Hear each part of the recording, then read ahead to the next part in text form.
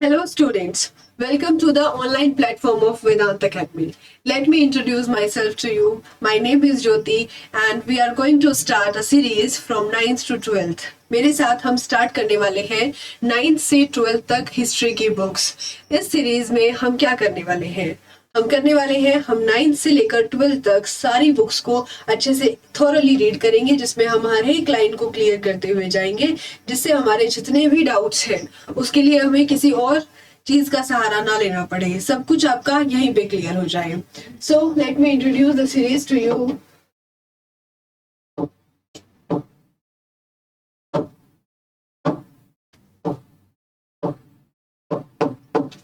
Ninth to 12th history. So what is the importance of the series? That सारे आपके doubts thoroughly reading, because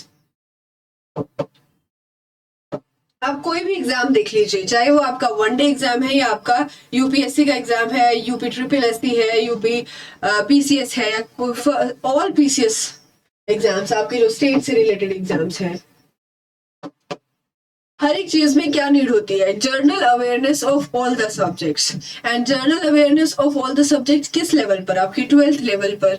तो आपको standard book पढ़ने से पहले सबको एक क्या करना होता है? We have to what is asked general awareness. हमें कोई पीएचडी नहीं करनी है किसी भी सब्जेक्ट पे, हमें जर्नल अवेयरनेस चाहिए हर एक सब्जेक्ट की। And there is no alternative to NCERT books, so NCERT is must. NCERT के बिना नहीं हो सकता है। And again I'm telling you there is no shortcut to success. तो आपको पढ़ाई में कोई शॉर्टकट नहीं मारना है कि मैं आपको बताऊं कि दिस इज इम्पोर्टेंट और मैं एक पीपीटी बनाऊं और उस पर बता दूं कि ठीक है this is important. This is not done. And अगर आप फ्रेशर हो या आप 9th के स्टूडेंट हो या आप किसी चीज के लिए भी प्रिपेयर कर रहे हो, अगर आपको एनसीईआरटी पढ़नी है तो stay tuned with me. And आपको इसमें हर एक लाइन हम क्लियर करते जाएंगे, जिससे आपको कोई भी टेंशन लेने की जरूरत नहीं है, कुछ भी आगे से अलग से कुछ पढ़ने की जरूरत नहीं है।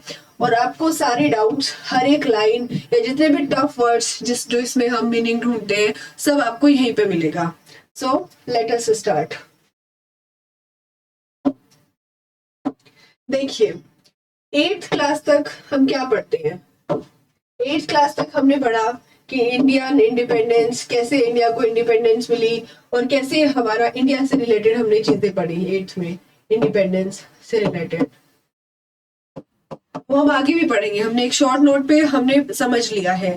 लेकिन अब हम 9th में पढ़ने वाले हैं India and the contemporary world. इस चीज से आप क्या समझते हैं?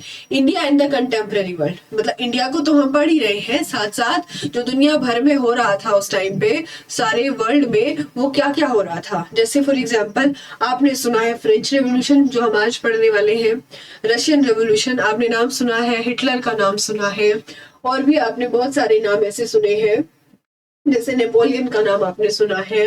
कई बार आपने सुना है कि कई राजा होते थे, फिर धीरे धीरे गवर्नमेंट बनी, फिर कैसे कॉन्स्टिट्यूशन बना। फ्रेंच रेवोल्यूशन से हमारे कॉन्स्टिट्यूशन में क्या क्या आया, जैसे इक्वालिटी है, लिबर्टी है, फ्रीडम है, फ्रेटर्निटी है, जो भी है हमें कहाँ से मिली। सपोज करो अगर हमारे पास आज लिबर्टी, फ्रीडम, इन सब चीजों की बात करते हैं तो ये एकदम से तो नहीं आया था, कॉन्स्टिट्यूशन एकदम से नहीं बना था, तो कहाँ से आई थी ये वर्ड्स, और इन वर्ड्स का अपना क्या इतिहास था। तो हिस्ट्री हम क्यों पढ़ते हैं? उस टाइम के प्रोसेस ऑफ इवेंट्स को जानने के लिए कि कहाँ क्या हो रहा था और कहाँ क्या हो रहा था। जैसे फ्रेंच रेवोल्यूशन हुआ, रशियन रेवोल्यूशन हुआ, ये हमारा इतिहास है और इस हिस्ट्री की भी एक हिस्ट्री है। तो उस हिस्ट्री को हम अपने आप को समझाने के लिए कि रेवोल्यूशन हुआ, फ्रेंच रेवोल्यूशन हुआ, तो फ्रेंच रेवोल्यूशन किन कारणों से हुआ, सोसाइटी में ऐसा क्या हो रहा था कि लोगों को रिवोल्ट करना पड़ा, और इतना रिवोल्ट कि फिर उससे पूरा वर्ल्ड प्रभावित हुआ है, और फिर हर एक जगह रिवोल्यूशन हुए हैं, लोगों को इंडिपेंडेंस मिली है। कहाँ से? थिंकर्स वहां से हमें मिले हैं, जिन लोगों ने हमें आगे बढ़ने के लिए मार्गदर्शन किया है। तो वह सब चीजें हम इसमें कवर अप करेंगे।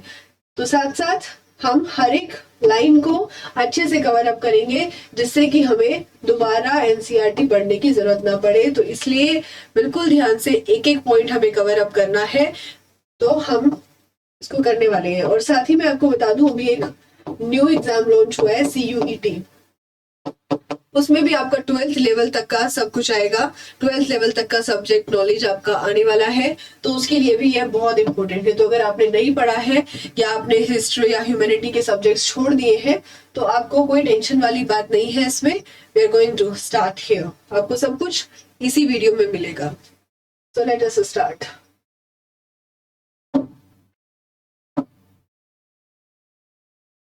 The French revolution On the morning of 14th July 1789, आपको हम डेट लर्न रखनी है। On the morning of 14th July 1789, the city of Paris, Paris क्या है? Capital of France, capital city है आपकी फ्रांस की, और ये आई थिंक सबको पता है।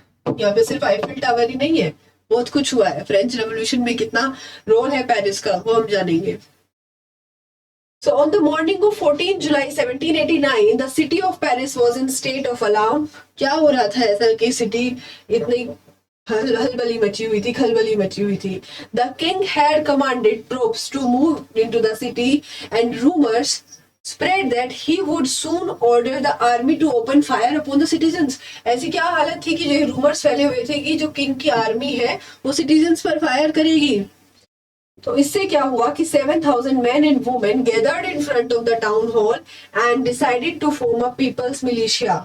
ठीक है, तो क्या रूमर्स था कि आर्मी जो है वो सिटीजन्स पर फायर करेगी, और लोगों ने अपनी क्या बना ली? पीपल्स मिलिशिया, अपनी एक आर्मी खड़ी कर ली कि जब हमें आर्म्ड फोर्सेस हमें अटैक करेंगी तो हमारी भी एक ऐसी एसोसिएशन होनी चाहिए कि जो हमारे लिए वर्क कर सके। तो 7,000 वुमेन एंड मैन ने मिलकर पीपल्स मिलिशिया बना ली। They broke into a number of government buildings in search of arms, और वो बहुत सारी गवर्नमेंट बिल्डिंग्स में पहुंच गए। किसकी सर्च में? आर्म्ड फोर्सेस की। कि उनको क्या पता था, क्योंकि रूमर्स क्या फैले हुए थे कि जो किंग है उसने क्या बोला है? Open fire to the citizens. तो सिटीजन्स ने अपने बचने के लिए क्या किया? लोगों को इकट्ठा किया और फिर गवर्नमेंट बिल्डिंग्स में सर्च करना शुरू कर दिया कि आर्म्ड फोर्सेस कहाँ कहाँ छिपी हुई है। Finally a group of several 100 people, और कुछ लोगों ने क्या किया? March towards the eastern part of the city and storm the fortress prison Bastille. ये इंपॉर्टेंट है कि आपकी जो फोर्ट्रेस प्रिजन थी उसका नाम था Bastille. This is very important, Bastille. ये आपकी प्रिजन थी वहां की। हालांकि इसमें इतने ज्यादा प्रिजनर्स नहीं थे, पर लोगों ने इस पर अटैक क्यों किया? क्योंकि ये क्या हो रहा था, अब ये फोर्ट्रेस प्रिजन है आपकी, तो इसका मतलब क्या है? लोग बंधे हो गए, दे आर केज्ड। तो लोगों को क्या लगा कि हम जाते हैं और उसको तोड़ देते हैं, तो उससे क्या होगा कि इससे लोगों का विद्रोह सामने आएगा। उसमें क्या हुआ? Where they hoped to find hoarded ammunition, उनको लग रहा था कि यहाँ पे एम्यूनिशन है, छिपा के रखा हुआ है, तो उन लोगों ने क्या किया? सीधा जाकर उसी पे अटैक कर दिया। And in the armed fight, और फिर वहां पे फाइट हुई, और उस फाइट में जो कमांडर था उस जेल का वो मारा गया, और जो प्रिजनर्स थे उनको रिलीज कर दिया, उनको रिहा कर दिया गया। एंड दो देयर वर ओनली 7 प्रिजनर्स। तो ये यहाँ से भी ऑब्जेक्टिव क्वेश्चंस आपके आएंगे, तो यहाँ पे कुछ भी क्वेश्चन आ सकता है। And again I am telling you the importance of NCERT, every line has its own question, a new question. Even बहुत सारे क्वेश्चंस बनते हैं आपके एक ही लाइन से, सो बिल्कुल एक भी लाइन को स्किप नहीं करना है, एक बार तो आपको पढ़ना ही पड़ेगा। सो 7 प्रिजनर्स वहां पे थे, लेकिन लोगों ने उसको भी छुड़ा दिया, और yet the Bastille was hated by all. 7 prisoners के अलावा, ये 7 प्रिजनर्स के होते हुए भी वो हेट क्यों की जा रही थी? क्योंकि वो किस लिए थी? वो किंग की पावर को दर्शा रही थी वहां पे। And the fortress was demolished, और उस पूरे किले को आपका जो बना हुआ था उसको डिमोलिश कर दिया, उसको तहस नहस कर दिया, और उसके जो स्टोन फ्रैगमेंट्स थे उसको मार्केट में बेच दिया कि जो चाहे उनको ले सकता है, ताकि वो याद रखे कि ये किया था, as a to keep a souvenir of its destruction. इसको क्या बोलते हैं? यादगार रखना, कि किस चीज का याद रहे कि बास्टिल पर हमला हुआ था, ये डिस्ट्रक्शन क्या हुआ था, लोगों ने क्यों किया था। इस चीज को याद रखने के लिए लोगों ने उसके स्टोन फ्रैगमेंट्स को भी मार्केट में आके बेच दिया, ताकि लोग याद रखें। नाउ आगे चलते हैं, लेकिन ये एकदम से तो नहीं हुआ। कि ठीक है, लोग आए, मारना शुरू कर दिया। लोगों में ऐसे थोड़ी था कि ठीक है इकट्ठे हुए 7,000 लोग और उन्होंने मारना शुरू कर दिया। ऐसे क्या सर्कमस्टेंसेस थे जो लोगों को इकट्ठा होना पड़ा, और ऐसे क्या सर्कमस्टेंसेस थे कि लोगों को लगा कि किंग उनको मरवा देगा। सो उसके लिए हमें आगे बढ़ना पड़ेगा। The days that followed saw more rioting both in Paris and countryside, उसके आसपास और पेरिस में ऐसा हाल था, लोग प्रोटेस्ट कर रहे थे against the high price of bread. लेकिन उस टाइम पे लोग सिर्फ किस चीज के लिए प्रोटेस्ट कर रहे थे कि हाई प्राइस ऑफ ब्रेड है, इसलिए लग रहा था कि लोग प्रोटेस्ट कर रहे हैं। लेकिन बाद में चल के जब हिस्टोरियन अब इस चीज को देखते हैं तो वो क्या देखते हैं, जब when they looked back upon this time they saw it as the beginning of chain of events and that ultimately led to the execution of king in France, and though most people at that time did not anticipate this outcome, how and why did this happen? लोगों ने जब protest किया था तो उन्होंने ये सोचकर नहीं किया था कि हम राजा को हटा देंगे, राजा नहीं रहेगा और एक गवर्नमेंट बन जाएगी। लोग अपने हाई प्राइस ऑफ ब्रेड की वजह से प्रोटेस्ट कर रहे थे, लेकिन बाद में चलकर पता चला कि फ्रेंच रेवोल्यूशन का कितना बड़ा रोल रहा लोगों के राइट्स के लिए। So why and how did this happen, अब हम इसको डिटेल में पढ़ेंगे। ये सब चीजें आपको इसलिए एक ओवरव्यू या आपका एक प्रीव्यू बना दिया है कि ये सब चीजें हुई, लेकिन ये सब चीजें क्यों हुई उसके बारे में हम पढ़ते हैं। चलिए, या आपको ये जितने भी इसमें पिक्चर्स वगैरह हैं आपको ध्यान रखना पड़ेगा कि क्या आ रहा है क्या नहीं आ रहा है, ये सब चीजें आपको पढ़नी पड़ेगी। अब देखिए, French society during the late 18th century, जिस टाइम पे आपका रेवोल्यूशन होता है उस टाइम पे आपकी फ्रेंच सोसाइटी कैसी थी, क्या हाल था उस सोसाइटी का, और क्या उस सोसाइटी में हो रहा था कि लोगों को रिवोल्ट करना पड़ा। बिकॉज किसी भी रेवोल्यूशन का मतलब क्या है, सोसाइटी में कोई छेड़छाड़ हो रही है, उनके साथ कुछ ना कुछ गलत हो रहा है जिससे लोग क्या हो रहे हैं, मजबूर हो रहे हैं सड़क पर उतरने के लिए। तो प्रोटेस्ट क्यों है, जब लोगों को लग रहा है कि उनके राइट्स का हनन हो रहा है तभी तो वो लोग आएंगे। तो उसका जो बेसिक था कि फ्रेंच की जो सोसाइटी थी वो इस प्रकार से थी।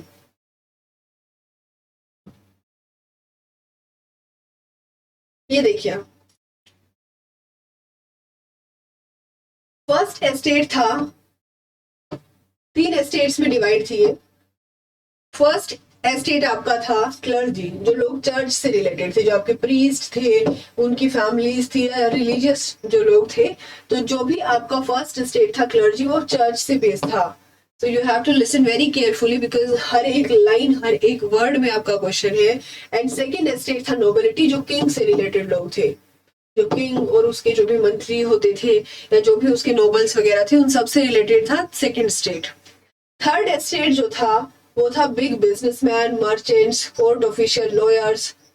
फिर उसमें भी आपके आते थे 10% पॉपुलेशन, सिर्फ 10% में आपके बिग बिजनेसमैन, मर्चेंट थे, ये ऑफिस मतलब कि आपके प्रोफेशनल्स थे, जो आपके एजुकेटेड लोग थे या जो किसी किसी प्रोफेशंस में थे, प्रोफेशनल्स थे।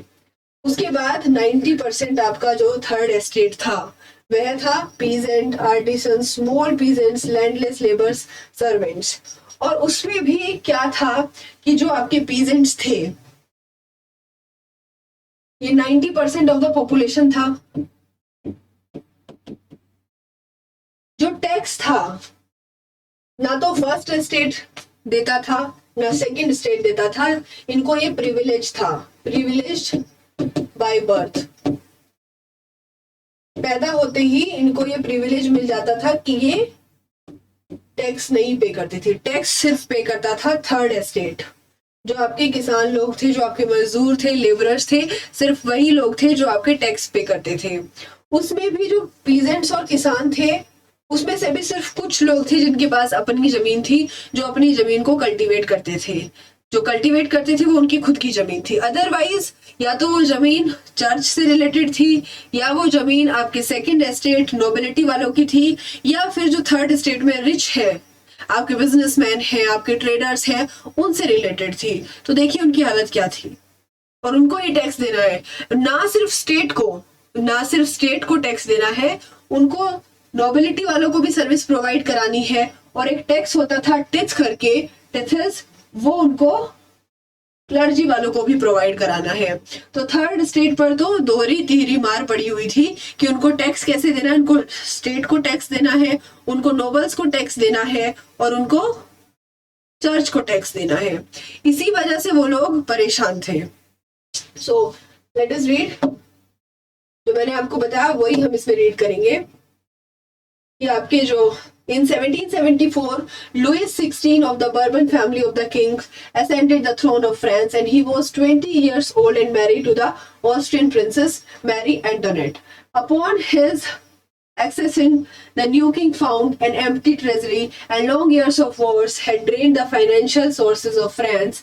Added to this was the cost of maintaining an extravagant court at the immense palace of Versailles, and under Louis XVI, France helped the 13 American colonies to gain their independence from the common enemy, Britain, and the war added more than $1 billion to a debt that had already risen to more than $2 billion. Lenders who gave the state credit now begin to charge 10% interest on loan, so the French government was obliged to spend an increasing percentage of its budget on interest payments alone. To meet its regular expenses, such as the cost of maintaining an army, the court, running government offices, universities, the state was forced to increase taxes. Yet even this measure would not have sufficed. French society in the 18th century was divided into 3 estates and only members of third estate pay taxes. So ये क्या कह रहा है कि जो Louis 16 थे, देखिए Louis 16 राजा बन गए 1774 में, और उस टाइम पे क्या हो रहा था, अमेरिकन कॉलोनीज जो थी वो ब्रिटेन से इंडिपेंडेंस ले रही थी। उसमें ब्रिटेन फ्रांस का भी एनिमी, अमेरिका का भी एनिमी, तो अमेरिका वालों की हेल्प की फ्रांस ने, और उस पे क्या हुआ, अब वॉर हो रहा है, वॉर में हेल्प कर रहा है, तो क्या हो रहा है, फाइनेंशियल भी तो एक्सप्लॉइटेशन हो रहा है ना। तो फ्रांस के पास थी खाली तिजोरी, एम्प्टी तिजोरी थी आपकी, ट्रेजर, एम्प्टी तिजोरी उसको मिली, तो क्या उसके पास पैसा नहीं है, वॉर वो लड़ रहा है, अमेरिका की हेल्प कर रहा है, तो जो लिवर्स होते हैं 2 बिलियन लिवर्स, जैसे हमारे यहाँ रुपीज होते हैं ना, 2 रुपीज, 100 रुपीज, तो ऐसे 1 बिलियन या जो भी हम जैसे रुपीज में हम अपनी करेंसी को देखते हैं, तो फ्रांस की जो करेंसी का नाम था वो था लिवर्स। जो लिवर्स थी वो यूनिट ऑफ करेंसी थी फ्रांस की, यूनिट ऑफ करेंसी। जैसे हमारे यहाँ रुपीज है, अमेरिका में डॉलर है, तो ऐसे लिवर्स आपकी unit of currency in France थी। सो अब क्या हुआ, 2 बिलियन का हमारे पास आ गया लोन, हमारे पास आ गया कर्ज, डेप्ट आ गया। तो लोगों ने क्या किया, अब जिससे स्टेट ने लिया हुआ था उन लोगों ने क्या किया, जो लेंडर्स जिन्होंने दिया हुआ था क्रेडिट, उन्होंने 10% का इंटरेस्ट लगा दिया। अब इस इंटरेस्ट को पे करना है गवर्नमेंट को, तो गवर्नमेंट क्या करेगी, लोगों पे टैक्स लगाएगी, अपनी सर्विस पे टैक्स लगाएगी, जिस चीज पे टैक्स लगाएगी। और अभी मैंने आपको क्या समझाया, टैक्स सिर्फ पे कर रहे हैं ये लोग, इसमें भी 90% है, ये लोग कहाँ से लाएंगे, ये इतने गरीब है, तो ये कैसे, टैक्स अगर बढ़ेगा तो ये कैसे पे करेंगे। So this was the situation there. So the society of estates was part of the feudal system that dated back to the middle ages, और इसको हम एक टर्म से डिफाइन करते हैं, द ओल्ड रेजाइम। ये किस लिए यूज होता है, 1789 से पहले जब भी हम फ्रांस की सोसाइटी का नाम लेंगे तो हम उसको बोलते हैं ओल्ड रेजाइम। और ये आपकी फिगर है, पूरा एक्सप्लेन करती है जो मैंने अभी अभी एक्सप्लेन किया है कि कैसे वो 3 एस्टेट्स में डिवाइड थी सोसाइटी, और उसमें से सिर्फ इंटरेस्ट दे रहे थे जो आपका टैक्स पे कर रहे थे वो थे पीजेंट्स एंड वर्कर्स।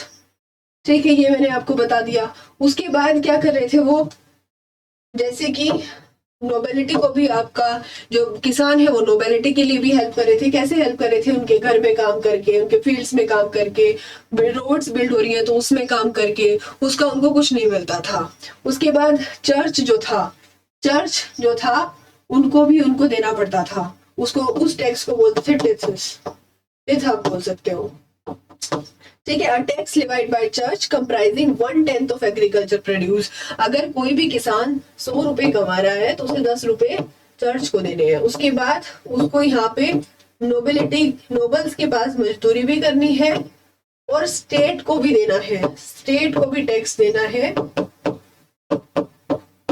और अपने लिए भी अपनी नीड्स को उसको पूरा करना है। तो अब वो कैसे करेगा ना, उसकी लैंड है, लैंड का भी उसको रेंट देना है, उसको नोबल्स के लिए फ्री में काम भी करना है, उसको चर्च को भी अपना अपना परसेंट देना है, 10%, उसको स्टेट को भी देना है। अगर ऐसे ऐसे टैक्स बढ़ता जाएगा और उनका काम इतना ही रहेगा तो वो क्या करेंगे, वो मर जाएंगे या फिर क्या करेंगे, वो रिवोल्ट करेंगे। सो the church too extracted its share called tithes from the peasants, and finally all the members of third state had to pay taxes to the state. उनको state को भी देना है, and these included a direct tax, और एक direct tax होता था पहले, tax to be paid directly to the state.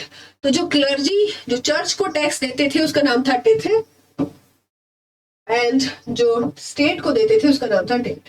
ये आपके इंपॉर्टेंट हो जाते हैं दोनों, इंपॉर्टेंट तो सब कुछ है लेकिन ये टैक्स के हिसाब से आपके दोनों आपको याद होने चाहिए। And a number of indirect taxes which were levied on articles of every day. जैसे आपका इनडायरेक्ट टैक्सेस कैसे है, जैसे आपके सोल्ट, टोबैको, ये सब है। जैसे हमारे यहाँ जीएसटी हम लोग देते हैं, और उसके बाद फिर जो टैक्स है, जो सर्विसमैन है, आपके फादर्स हैं या जो भी है, वो टैक्स पे कर रहे हैं डायरेक्टली टू द स्टेट, और आप कहीं जा रहे हो तो आपको जीएसटी देना पड़ रहा है। तो इसी तरह डायरेक्ट और इनडायरेक्ट टैक्सेस थे जो देने पड़ रहे थे। So the burden of financing activities of the state through taxes was borne by the third estate alone. So I think now it is clear कि third estate पर ही पूरा भार था टैक्स पे करने का। तो वो कहाँ से करेंगे, तो ये थी सोसाइटी 18th सेंचुरी में, किसकी, फ्रांस की, और उसको क्या बोलते थे, the old regime, the old regime. तो अगर आगे कोई टर्म आती है द ओल्ड रेजाइम, तो उसमें आपको बाय डिफॉल्ट समझ लेना है कि ये फ्रांस की सोसाइटी के बारे में बात कर रहे हैं जो 1789 से पहले की है। सो this was the structure of the society, जिसमें हमें पता चला कि चर्च भी जो आपके पीजेंट्स थे उनको एक्सप्लॉइट कर रहा है, नोबल्स को भी लेबरर्स पे को एक्सप्लॉइट कर रहा है, और लेबरर्स जो बेचारे खुद में है वो क्या हो रहे हैं, वो एक्सप्लॉइटेड हो रहे हैं।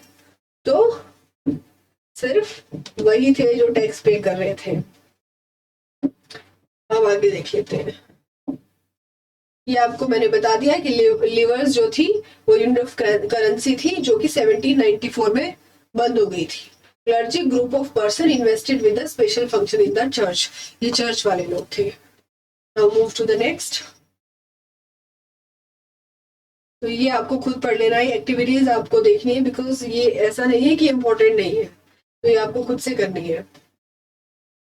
उसके बाद एक वर्ड आता है सबसिस्टेंस क्राइसिस। सबसिस्टेंस क्राइसिस क्या था, लोगों को अपनी नीड फुलफिल नहीं होती, जो बेसिक नीड थी वो फुलफिल नहीं होती है जब, तो उस क्राइसिस को क्या बोलते हैं, सबसिस्टेंस क्राइसिस। की एक ऐसी कंडीशन आ जाए कि बेसिक लाइवलीहुड नीड्स हमें प्रॉपरली मिल नहीं रही है, उनके लिए भी हमें स्ट्रगल करना पड़ रहा है, उस क्राइसिस को बोलते हैं सबसिस्टेंस क्राइसिस। जैसे आपके पास फाइनेंशियल क्राइसिस होता है, या बहुत सारी चीजों में हम बोलते हैं ना कि ये क्राइसिस हो रहा है, ये क्राइसिस हो रहा है, तो ऐसे ही आपका जब आपको रोटी कपड़ा मकान के लिए भी आपको स्ट्रगल करना पड़े, इस टाइप की क्राइसिस को हम बोलते हैं सबसिस्टेंस क्राइसिस। तो ये क्यों हो रहा था, सबसे इंपॉर्टेंट एंड बेसिक फैक्टर जो हम इंडिया में भी अब आजकल देख रहे हैं, काफी दिनों से देख रहे हैं, पॉपुलेशन।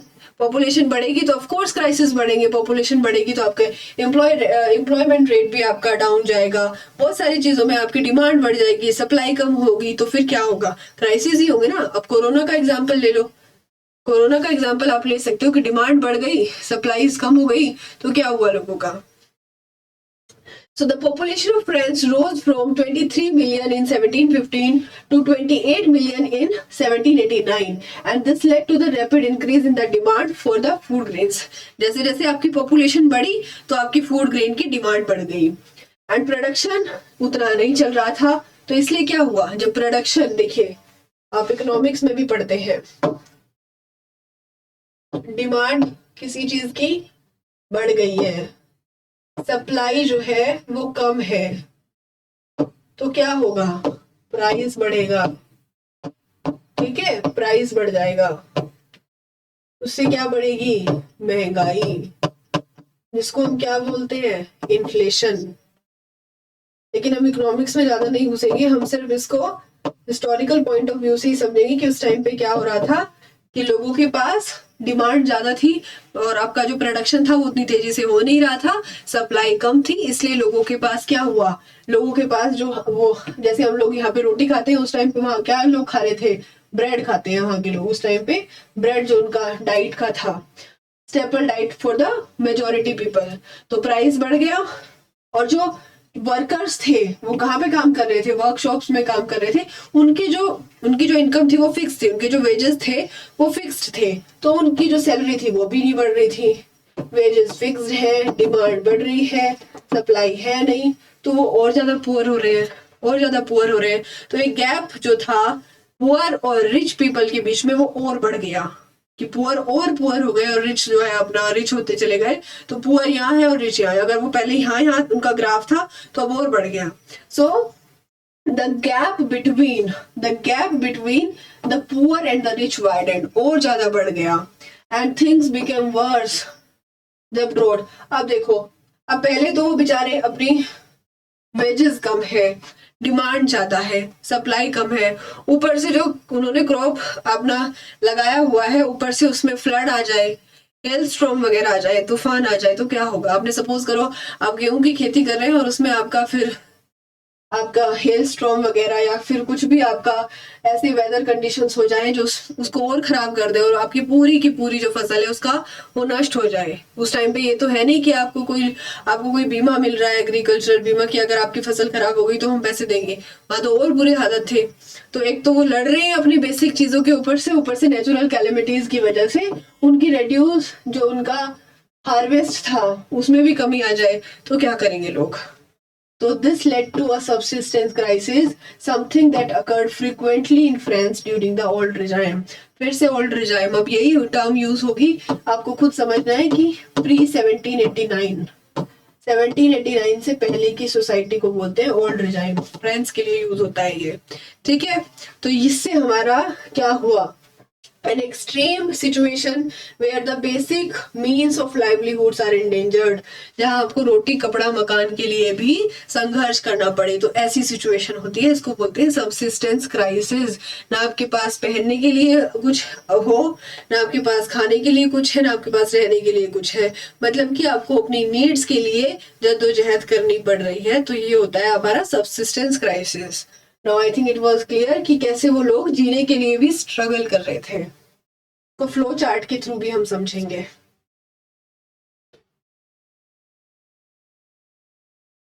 देखिए, आपको कमेंट सेक्शन में इसको बताना है कि कैसे इसको फिल करना है। अभी मैं बता रही हूँ but you have to tell me, ठीक है।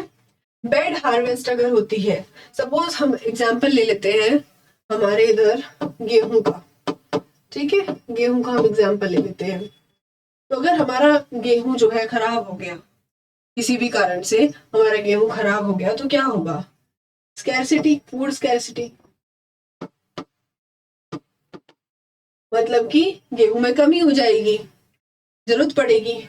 अगर कमी है किसी चीज में मतलब कि डिमांड ज्यादा हो रही है, सप्लाई है नहीं, सप्लाई कम है, तो क्या होता था, प्राइस जो है बढ़ जाएगा।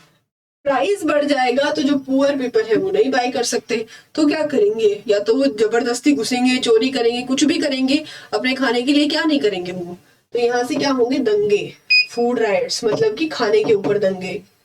इससे क्या होगा, उन लोगों की जो बॉडीज है वीक हो जाएंगी, दंगे हैं, खा नहीं रहे हैं, तो हंगर से क्या हो जा रहा है, माल न्यूट्रिशन, आपको प्रॉपरली न्यूट्रिशन नहीं मिल रहा है, तो क्या हो जाएंगे आप, बीमारी का शिकार हो जाएंगे, डिजीज, एपिडेमिक्स, और इससे फिर क्या होगा, नंबर ऑफ डेथ बढ़ जाएंगी। तो ये होता है हमारा कोर्स ऑफ सबसिस्टेंस क्राइसिस, कि हमारे सबसिस्टेंस क्राइसिस होता कैसे है, bad harvest to number of death increase हो जाना। So moving towards the next, growing middle class envisages an end to privileges, ठीक है। In the past, Peasants and workers had participated in revolts against increasing taxes and food scarcity, but they lacked the means and programs to carry out full-scale measures that would bring about a change in the social and economic order. And this was left to those groups within the third estate who had become prosperous and had access to education and new ideas. तो अभी देखिए, अभी एक class उभर के आती है, इसको हम सोशियोलॉजी में भी पढ़ते हैं, एमर्जेंस ऑफ मिडिल क्लास, की मिडिल क्लास एमर्ज कैसे हुई, ये उसमें पूरा डिस्क्रिप्शन में आपको मिलेगा। बट अभी हम यहाँ पे पढ़ रहे हैं कि मिडिल क्लास का जो एमर्जेंस होता है वो कैसे कहती है कि प्रिविलेज बाय बर्थ नहीं होने चाहिए, मेरिट के बेस पे होने चाहिए, वो सब हम इसमें पढ़ने वाले हैं। In the past, peasants and workers had participated in revolts against increasing taxes. मतलब कि क्या कर रहे थे कि peasant और workers जो थे वो टैक्स अगर बढ़ रहा था, फूड स्कैर्सिटी हो रही थी, मतलब फूड की कमी हो रही थी, तो वो पार्टिसिपेट कर रहे थे रिवोल्ट्स वगैरह में, पर उनके पास ऐसे कोई प्रोग्राम नहीं थे जिसकी वजह से वो क्या कर पाए, उसको एक लंबे स्केल पर, उसको एक पूरे अच्छी तरह से उसको चेंज कर पाए, सोशल एंड इकोनॉमिक ऑर्डर को उनके पास चेंज करने के लिए नहीं था। उनकी कौन सुनेगा, उनके पास ऐसे प्रोग्राम्स नहीं थे, ऐसे टूल्स नहीं थे उनके पास कि वो लोगों को कनेक्ट कर पाए या उसको एक बड़े स्तर पर चेंज कर पाए। तो क्या हुआ, जो लोग एजुकेटेड थे उनको आइडियाज भी आते थे, वो पढ़ते भी थे, उनको पता था कि क्या गलत हो रहा है समाज में और क्या सुधरना चाहिए, तो उस चीज पर वो लोग काम कर रहे थे। So the 18th century witnessed the emergence of social groups from the middle class. तो 18th century में हमारा क्या हुआ, सोशल ग्रुप अमर्ज हुआ मिडिल क्लास से, जो लोग क्या थे, ट्रेड वाले थे, मैन्युफैक्चरर थे, एक्सपोर्ट के काम में जुड़े हुए थे और richer members of the society थे। And in addition to merchants और क्या थे, प्रोफेशंस थे, जैसे लॉयर्स हो गए, एडमिनिस्ट्रेटिव ऑफिशियल्स हो गए। तो ये लोग क्या कर रहे थे, आइडियाज लेकर आ रहे थे और काम कर रहे थे।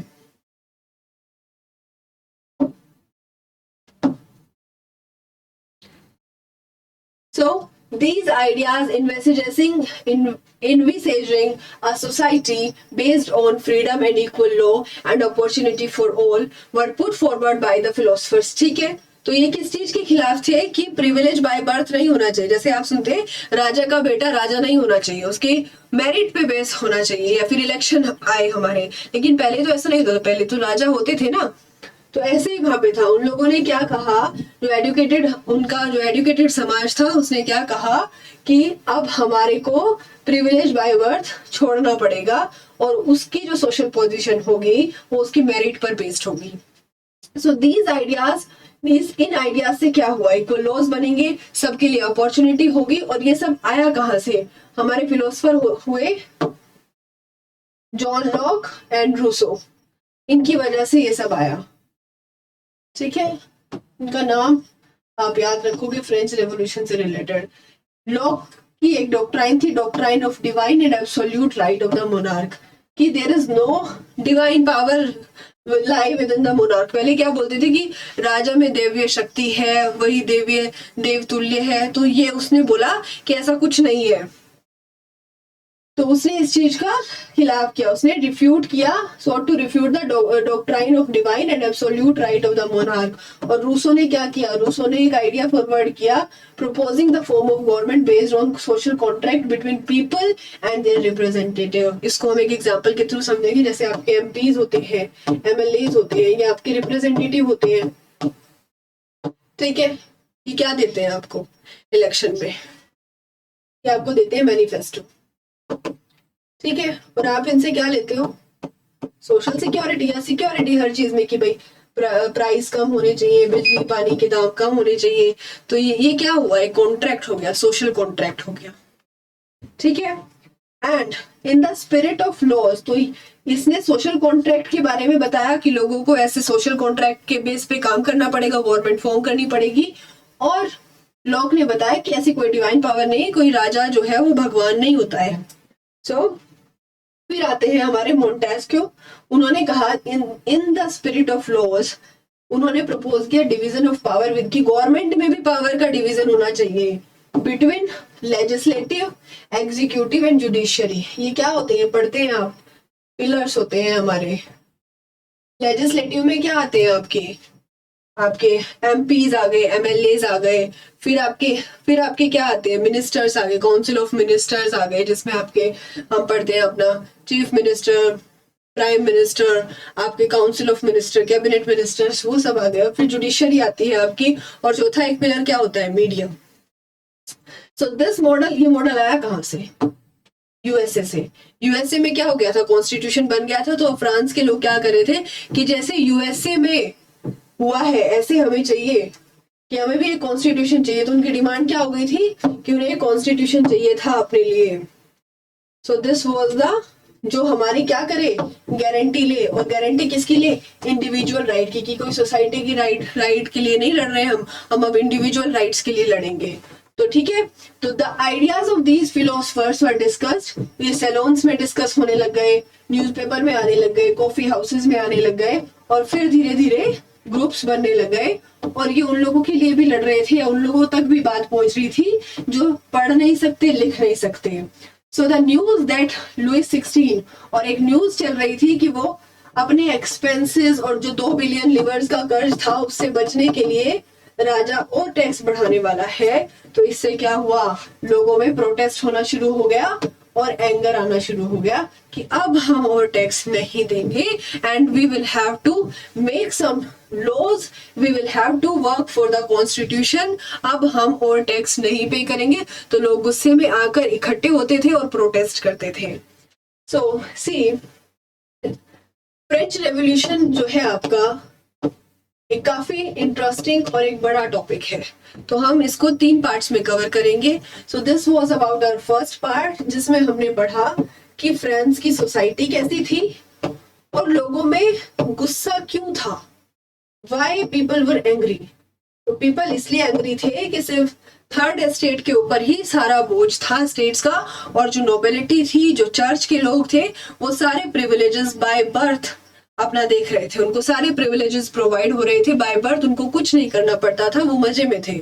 सिर्फ थर्ड एस्टेट के लोग जो थे, और specially 90% of the population of the third estate, वो दुखी थी। तो उसने अब अपने लिए, जब से मिडिल एज का इमरजेंस हुआ, उसने अपने लिए प्रोटेस्ट करना शुरू कर दिया, अपने विचारों को रखना शुरू कर दिया और उसको डिस्कस करना शुरू कर दिया था। तो ये था हमारा आज का टॉपिक, जिसमें हमने पढ़ा कि क्यों गुस्सा थे और फिर उन्होंने क्या किया। नेक्स्ट में हम पढ़ने वाले हैं, ये 3 पार्ट्स में हम इसको कवर करेंगे, and in next part we are going to discuss कैसे आउटब्रेक हुआ रेवोल्यूशन का, कि लोगों ने कैसे कैसे जाकर कहाँ कहाँ प्रोटेस्ट किया, कैसे कॉन्स्टिट्यूशन बना, और कैसे वहां से राजा की पावर को लिमिट कर दिया। और उसके बाद हम पढ़ेंगे कि कैसे गवर्नमेंट बनी, और फिर कैसे वहां पर डिक्टेटरशिप का भी हुआ या क्या हुआ, और फिर कैसे वापस से सब कुछ बदल गया। तो ये सब हम पढ़ेंगे आने वाले पार्ट्स में। This was enough for the first part of the French revolution. Hope you like this video, and if you want some change in the way of teaching, or I will say the way of discussion, then you can tell me in the comment section. Thank you for today. Thank you, students.